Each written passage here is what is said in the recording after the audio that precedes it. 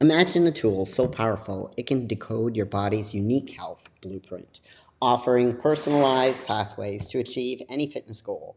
That's PNOE, our analysis technology that doesn't just measure metabolic health. It unlocks a detailed understanding of how your body processes energy. Whether you aim to lose weight, boost athletic performance, live longer, or simply enhance your well being, PNOE provides the science backed insight to make it happen. And in today's presentation, I'm going to review my PNOE results, both the resting and an active test. And you can see how I am using it for both myself, my clients, and how you could start to look at this if you want to possibly bring this into your clinic, or if you want to have this test be done on yourself so that you can see where you are and how you can make improvements in your quality of life. Obviously, I am not a physician, and I am not intending to pretend to be. This information is for information purposes only. And that disclaimer is typically given in every report. So the first real page that we look at is the pillars of performance. So you have your mental status, your cellular performance, posture, lung fitness, and heart health, and heart fitness. So here you can see your mental status is a fundamental pillar of wellness, since a healthy mind is a prerequisite for healthy choices and a healthy lifestyle. A well-functioning brain is tightly linked to effective breathing, since our breath drives our brain's chemistry's balance. On the contrary, poor breathing is linked to anxiety and lower cognitive capacity. Cellular performance is a fundamental driver of wellness, as it provides one of the most potent shields against metabolic dysfunction and obesity. Healthy cells absorb oxygen efficiently and is a prerequisite for burning fat and maintaining a high metabolism. Heart fitness. A healthy heart is critical for overall wellness, since cardiovascular dysfunction is the second most likely cause of mortality and one of the most common threats to the quality of an individual's life. A healthy heart is effective in pumping oxygen-rich blood into your body. High lung fitness is critical for a long and healthy life, as lung dysfunction has become one of the most common causes of mortality. Healthy lungs are effective in transferring oxygen from their surface to the bloodstream. Lower back pain and musculoskeletal problems are the #1 driver of lower quality of life, since they are a source of chronic pain and physical inactivity. Good posture is 100% related to our breath, since the way we inhale is one of the most potent regulators of our core stability. Now, looking at my overview of the biometrics that we're looking at in a resting report, you can see there are definitely some areas that we could see improvements on for myself. Breaking it down, these are the core metrics based on my questionnaire that I filled out, what my goals are. So the key components to this is ensuring metabolic rate, fat burning efficacy, and lung fitness are optimized in order for me to reach my goals at the fastest rate possible. So looking at, let's start off with the metabolic rate. So these are the core metrics. Like I said, you can improve this. Okay, so why it matters is, let's start there. It is a leading predictor of overtraining and readiness for exercise. And obviously you can improve this metric by adequate rest and calorie intake and resistance training. We'll go into more of this later. Fat burning efficacy is obviously super important because it is the indicator of the body's ability to recover from exercise and endure high training volumes. And then lung fitness, it is also super important because it is one of the most common blockers or enablers of athletic performance. And we'll go into more detail on how to improve it as we progress. This biological age, if an active test is done, will represent the active test. If you only do a resting test, it will still give you a biological age, but it's not going to be as accurate as doing the active test and getting your VO2 max done, which is the most prominent way to get a biological age. And it is actually recommended by the American Heart Association to have that test done yearly. So it will then give you a breakdown of different therapies for recovery that you could do in order to reach your goals faster and improve the metrics. So let's look at each individual metric. So the resting metabolic rate, what is it? The resting metabolic rate score is a gauge of how fast or slow our metabolism is. In other words, whether my body is burning more or fewer calories than what's predicted based on my weight, gender, age, and height. It is measured by comparing the resting metabolic rate measured by the device with the estimated value generated by the Harris-Benedict equation. The Harris-Benedict RMR value is calculated based on your age, gender, weight, height, and is referred to as the predicted metabolic rate. A high resting metabolic rate will protect you from weight gain, as your body will burn more calories, allowing you to eat more without gaining any weight. It also facilitates weight loss, as burning more calories means that even at a modest restriction in food intake will result in a significant calorie deficit and overall weight loss. So fat burning efficacy, like I said, we're going to dive into it more now. So it represents the body's ability to burn fat as a fuel source at rest. It is measured looking at your resting RER values. The closer to 0.7 reflect a higher fat burning score efficacy, whereas resting RER values closer to 1 will reflect a low fat burning efficacy score. And it is important because the higher your fat burning efficacy, the more your cells will rely on fats as a fuel source during rest. Fat burning efficacy is also one of the most vital indicators of good cellular condition. And you can see here in each report, they'll give you an idea of exercise, nutrition, and lifestyle that you could do to help change this metric. If you notice these little arrows on here, so if we look at exercise, in order to increase the fat burning efficacy, endurance is going to be the big factor, which is low intensity state training. So your zone 2 training is by far the most powerful mechanism for improving mitochondrial function and enhancing fat burning efficacy.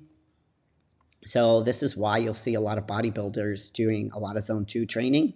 And then interval training would be the next best way to improve this metric. And then resistance would be the last. And you can see that by 3 arrows here down to 1 arrow for resistance. So continuing, metabolic fitness. Obviously, this area could definitely see some improvement. It is a gauge of how well my body converts nutrients, such as fats and carbohydrates, into the energy it needs to move and sustain its vital functions. So my heart, my brain, my lungs, etc. The metabolic fitness score is calculated by combining the resting metabolic rate and the fat burning efficacy scores. And it is a key indicator of metabolic dysfunction risk, as well as a vital factor for maintaining a healthy weight. It is also a reliable indicator of overall physical recovery and your body's ability to sustain high volumes of training. So again, you can see here that it has different options for exercise, nutrition, and lifestyle, and I'll be going into that later on as we continue.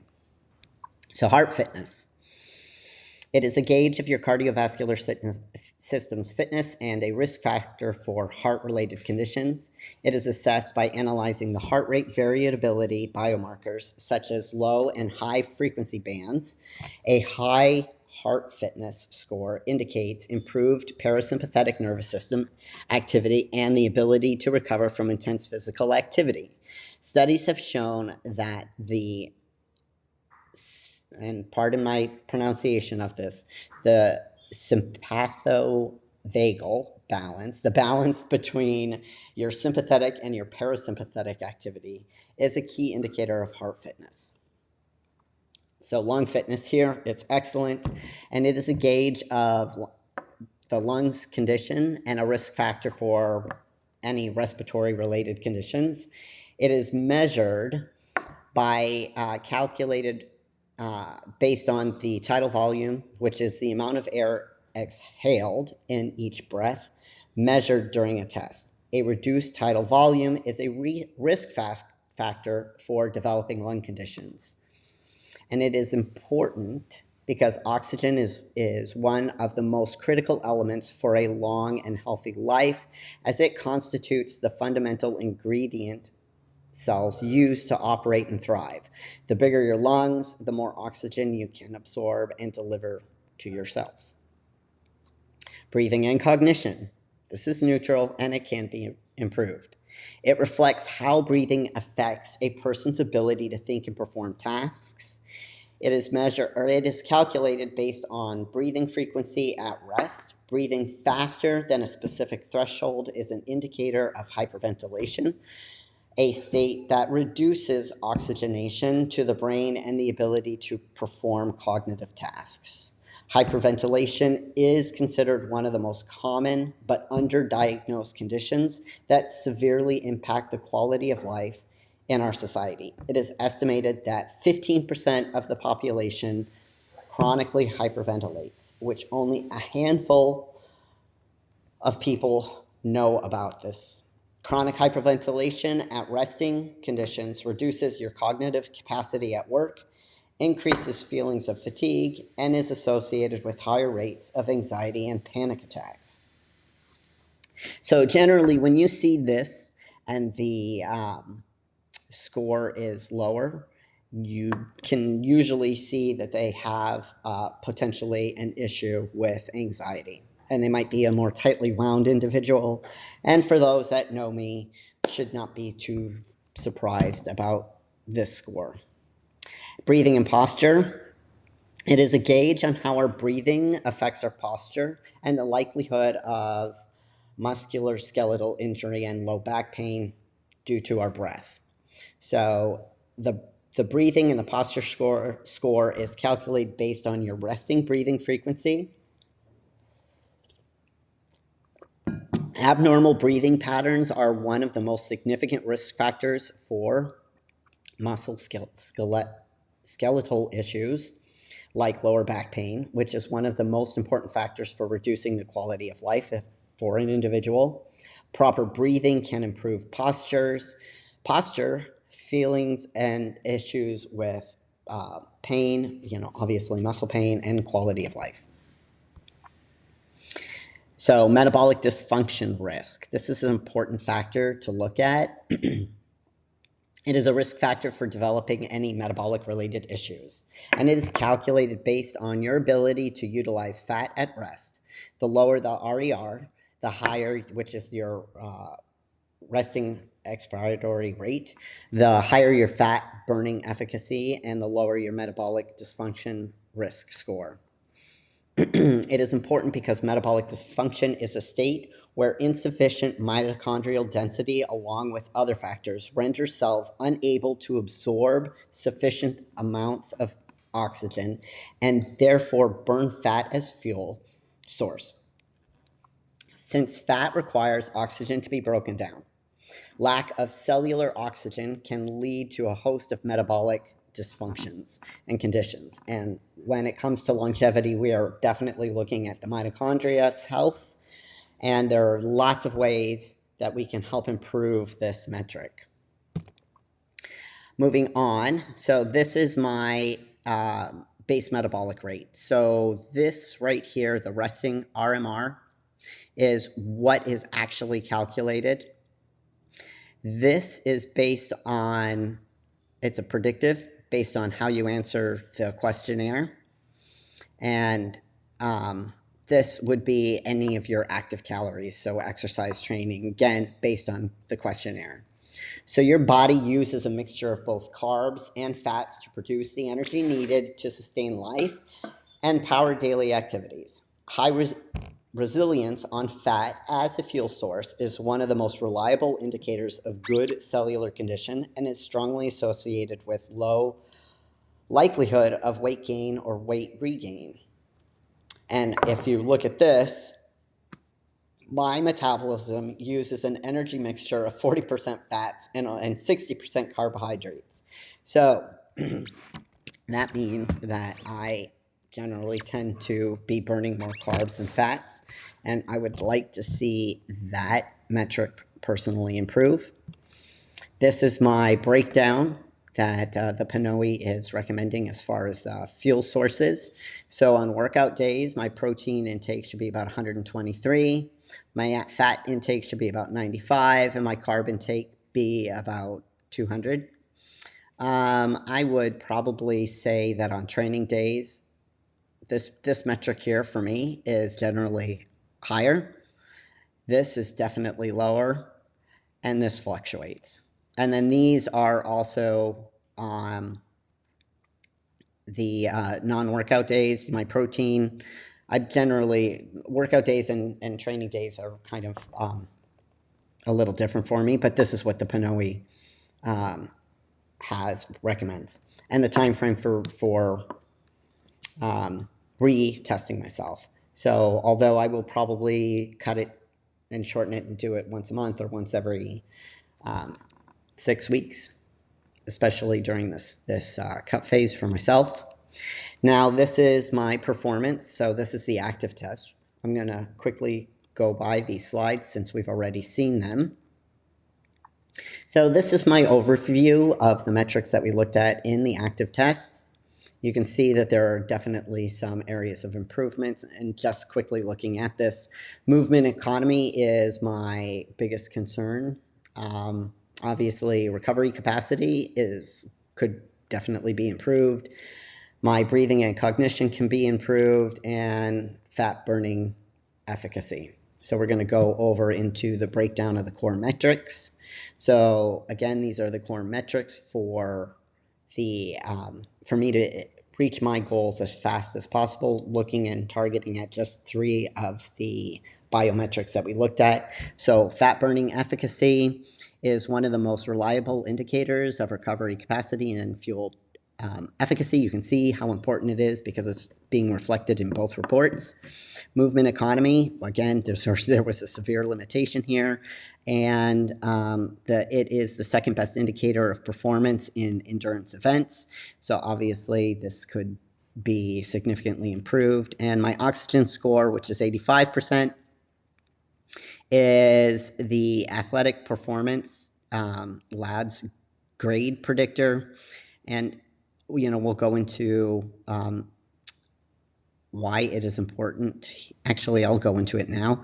All these core systems, the cells, the hearts, the lungs, play an important role in oxygen transportation.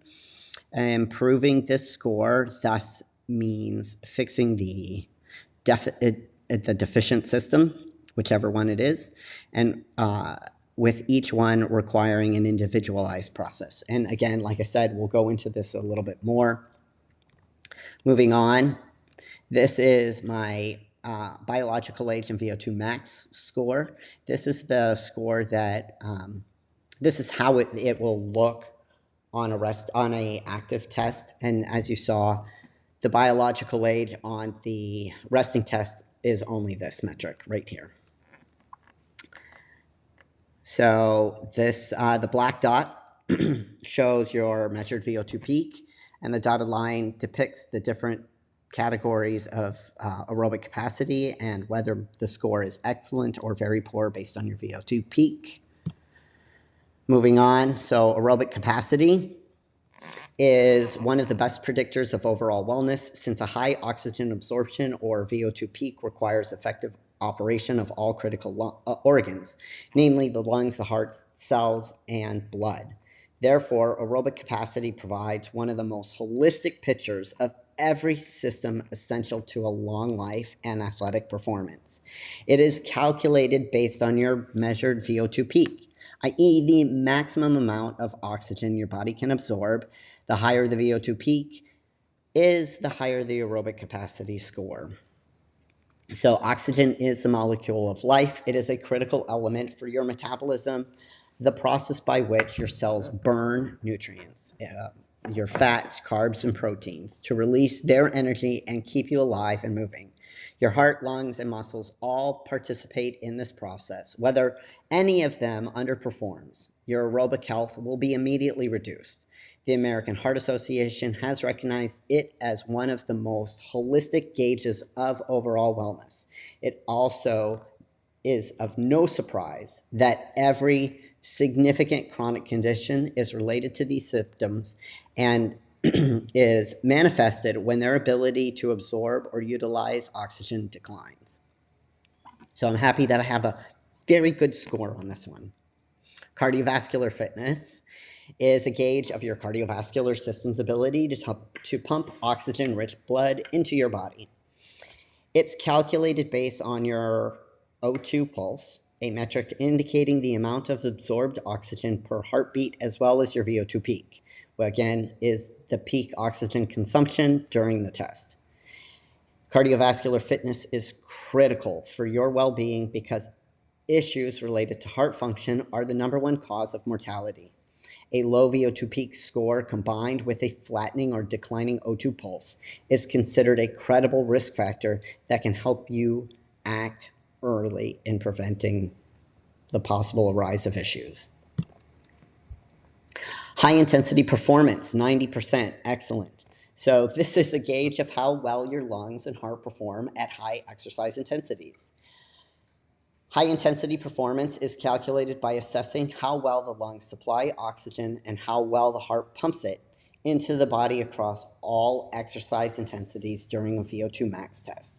This is reflected by 2 metrics, namely your O2 pulse, a metric reflecting the oxygen pumped in every heartbeat, and your VO2 max divided by your breath frequency, which is a metric reflecting the oxygen absorbed per breath cycle.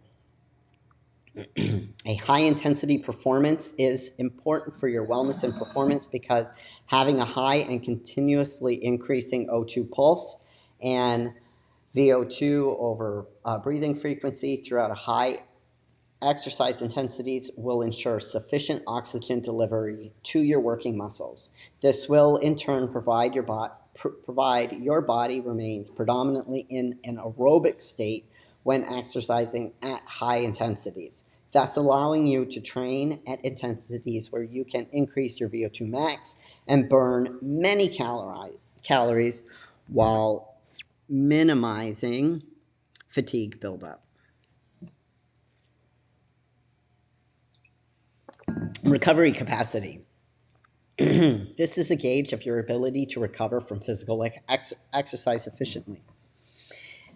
It is measured by assessing the rate at which heart rate and volume of carbon dioxide exhaled drop during the recovery phase of the exercise test. The faster the heart rate and CO2 drop during the first 2 minutes of the recovery phase, the higher the recovery capacity. It is important because it is essential for any type of workout, especially for your interval training, such as spinning, where there is continuous change between exercise bouts following recovery phases. The higher your recovery capacity, the greater your body's ability to recover. The longer and more efficiently you can exercise, the more calories you can burn. So fat burning efficacy is only 64% here. It is the gauge of my cell's ability to use fat as a fuel source during exercise. Human cells burn fat and carbohydrates to release the energy they contain and power your body's movement. The higher your fat burning efficacy, the more your cells will rely on fats as a fuel source. Fat burning efficacy is one of the most vital indicators of good cellular condition. It is calculated by assessing your crossover point. The exercise intensity where your body transitions from burning primarily fats to burning primarily carbs. The higher the exercise intensity this transition occurs, the higher your fat burning efficacy score. So it is important because a high fat burning efficacy is essential for your wellness because fat is a fuel source that requires oxygen to be burnt. The more oxygen your cells can absorb and utilize, the healthier they are, and the more they can rely on fat as a fuel source. That's why fat burning efficacy is one of the most powerful indicators of good cellular condition and is strongly correlated with longevity and wellness. Movement economy. This is the lowest score I've had on this. So, what is it? So, it is a gauge of how many calories you burn during exercise. In other words, it demonstrates whether your body burns more or fewer calories when moving than predicted based on your gender and age. It is measured by assessing the rate you burn calories at different exercise intensities between warm-up and the anaerobic threshold. And it is super important because movement economy is essential for your wellness because staying lean and or losing weight requires having a low movement economy at low exercise intensities, such as casually walking. In other words, you want, and I want my body to be uneconomical and burn as many calories as possible during daily activities. My metabolic rate is excellent at 100%. So this is a gauge of how fast or slow your metabolism is. In other words, whether your body is burning more or fewer calories than what's predicted based on your weight, gender, age, and height.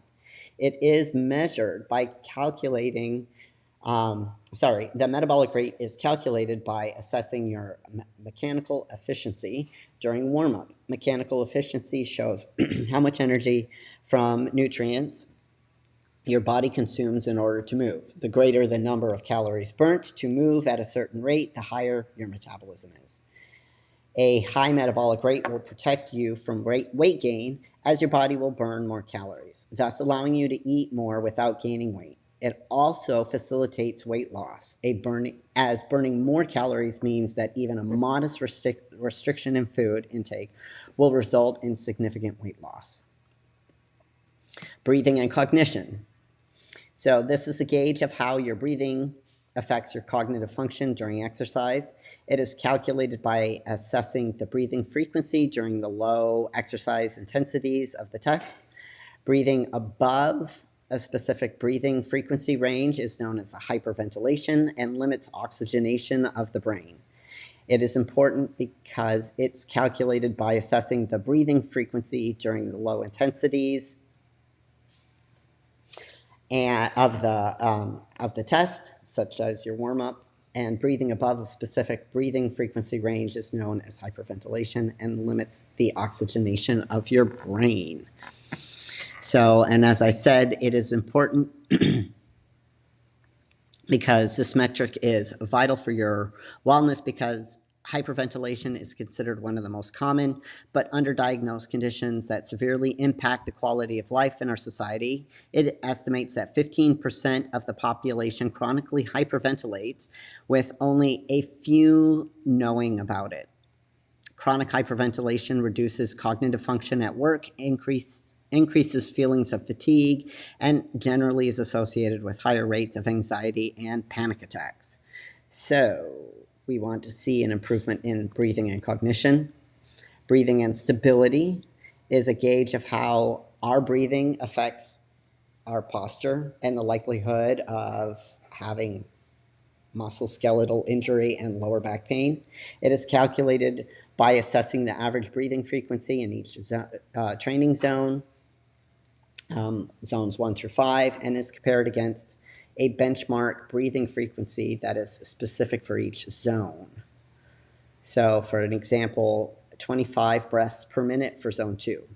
As an average breathing rate in each training zone raises above the recommended benchmark, the negative impact breathing has on posture increases.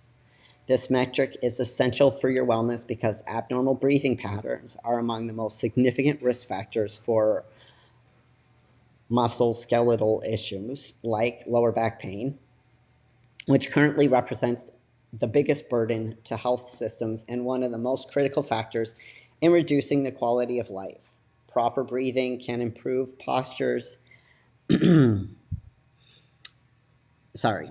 Proper breathing can improve postures, feelings of musculoskeletal pain, and quality of life. Moving on. So now PNOE is going to give you a breakdown of the cardio, resistance training, and interval training that it's going to recommend that you do in order for you to reach your goals. So as you can see here, it is recommending that 4 times a week I do strength training with 2 to 3 sets. Generally, I change this up. I will typically do anywhere from 5 to 6 days per week. And my sets, these are going to be actual working sets. So not including your warm-up sets. If you have to use warm-up sets for the heavier weights, then I would not include that. So if you were to look at my book, my personal set range is anywhere from 3 to 5, sometimes even 6 or 7 if I have to do several warm-up sets. And I'm getting close to the end of a build phase. It's also recommending that I do 1 interval training per week, a long session, which Andy and I have talked about. I'm probably going to do a little variance off of this for myself, but if I were using this to prescribe this training program to my client, I would have them follow this. 4 times a week would be resistance training. 1 day would be a HIIT training session where they go back and forth between zone 4, 5, and back down to zone 1. And then either 1 longer cardio training per week if they want to go to the gym 6 days a week. If they want to reduce it and keep it at 5 days a week, then I basically will take this 1 day per week and spread it out at the end of the training session. So instead of doing, 1 session of an hour of zone 2 training, then what they'll do is 20 minutes to 30 minutes post-training every day after their resistance. Here it'll give you a description of what the recommendations are and the differences between short, medium, and long. Same thing for cardio, the differences between your base, moderate, and hard, the differences between your resistance training. So are you doing more hypertrophy training, strength training, or strength endurance? And obviously I generally, which it doesn't go over here, it just tells you strength. But if I come over here, resistance training for me in the hypertrophy range is going to be anywhere between 8 and 15 plus reps. Strength training is going to be anywhere from 1 to 6 if I'm strictly looking at strength. But of course, obviously, you can go up to like maybe 10 rep ranges for strength, and then strength endurance. You're obviously going to have more higher rep ranges, but you'll also go back and forth between these two, basically, is how I look at it.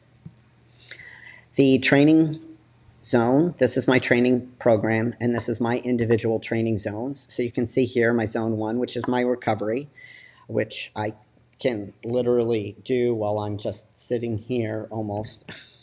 82 to 92. My zone 2 training is between 92 and 108, which has been very interesting actually looking at my heart rate during my cardio. I've had to adjust what I was doing to keep my heart in this range. Sometimes I was doing hour training in both zone 3 all the way up to zone 5 training, and that wasn't helping me reach my goals. And then you can see here, my zone 5 is going to be over 155. Running on a treadmill for me, my heart rate doesn't get quite as high as it does when I'm on the Stairmaster or riding my bike on some of the inclines. I've actually seen it get over 174 at 46 and over 200 when I was in my 30s. So I can definitely push it, and I can definitely keep it higher for an extended period of time. Now, this is another component that it gives you, and strategies for energy consumption and fueling. So when I'm working with a athlete that is doing an endurance training event, I will use this as a means to create their fueling plan throughout the entire training and any long runs that they're doing where they need to fuel themselves throughout the run or bike ride. So you can actually see, like, if we were to be planning on doing an event where my heart rate is going to be predominantly in zone 3, which if we go back here, zone 3 for me is between 108 and 138, then I will want to have a mix of a fuel source that's giving me about 20% fat and 80% carb. And I would, on average, I could calculate that I'll be burning about 7 calories per minute that I'm in this zone. So I can make sure that I have that client being fueled correctly throughout the entire event. Now, another way that I've used this, if I have somebody that's coming to me for weight loss, what I will do is I will prescribe, if I follow this, I can calculate exactly how much calories that they're burning based on which zone they're going to be working in. So let's say we wanted to improve, if we go back over here, if we want to improve heart fitness, right? So we're going to have the client stay, again, in zone 3 training for an extended period of time. So if I was the individual, then I would be right here. I know that if I did, 100 minutes in zone 3 training, then I would have burnt 700 calories. Yes. So that's a way for me to calculate how much the client's calorie deficit needs to be based on cardio. This is also going to give you a breakdown as to when you should redo the test. And for the VO2 max testing, I have generally stuck with the 3-month mark. I will probably shorten it up this go around because my cut phase is really ramping up, and it will only be 3-month time frame. So I would really like to see how these metrics are improving throughout the entire thing. So I will do it once a month. This is my performance prediction. So my oxygen score is 85, and so basically PNOE analyzes the core metrics related to oxygen flow through the body to qualify your overall athletic performance ability. The efficiency with which oxygen is transferred across your heart, lungs, and cells is the foundation of every type of athletic performance. Your fat max is the exercise intensity where the person burns the most amount of fat. Your VT1, which is your ventilatory threshold 1, is the exercise intensity at which physical activity starts to be considered a workout. VO2 peak is the maximum oxygen consumption in millimeters per kilometer per minute, or sorry, not kilometer, per kilogram of body weight achieved during the test. And then VO2 or VT2 is your anaerobic threshold. It is the exercise intensity at which the body transitions into zone 5, where anaerobic metabolism becomes a large part of the body's energy source. Now, this is the information that PNOE gives you. You can see my fat max is, woo, 92. I have literally seen this all the way up to 145, which I would like to see mine get a little bit higher than 92. VT1 is 93, so when my heart rate is above 93, sorry for the dogs, then I'm considered working out. My anaerobic threshold is a heart rate of 155, which is why I said I've seen my heart rate get above 174 before, so I can get into this anaerobic threshold and actually stay in there for a longer period of time. It's just, I hate running on the treadmill, and it is one of the most challenging things for me to do mentally, to push myself at only a 2% incline. So VO2 peak is 38. So unfortunately, mine has actually dropped a little. And my heart rate max was only measured at 163 this go around. So, and again, based on my metrics, this is the recommendations for the different protocols. You'll see they pretty much match the resting. So hyperbaric, cryotherapy, red light, and thermal shock. So this would be your any type of device that works on freezing fat cells or going back and forth between heat and cold source to kill off fat cells. I have started integrating the hyperbaric chamber myself. I do red light on a regular basis. The cryotherapy, I've gone back. I've been driving down to Dunedin at the Covery once a week, and I've also started doing their ozone therapy, which is phenomenal. It's one of my favorite modalities, and I'm going to do another presentation or talk on it, so you guys can look forward to hearing more about that. And that is it. So I want to thank you guys very much for listening to my presentation. My name is Ryan Martin. I am the founder and CEO of Quantum Wellness. My telephone number is 352-425-8431. My email address is ryan@quantumwellnessusa.com. If you are interested in finding out what your base metabolic rate is and your VO2 max is and would like to be tested, please reach out to me directly.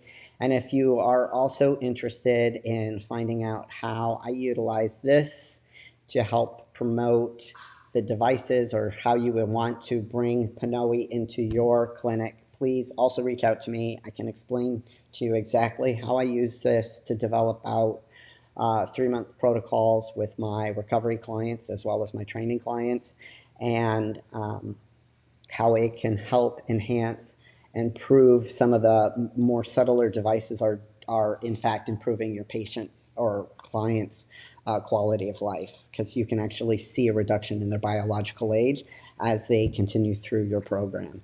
Thanks again for listening, and I look forward to hearing your feedback. Have a great day.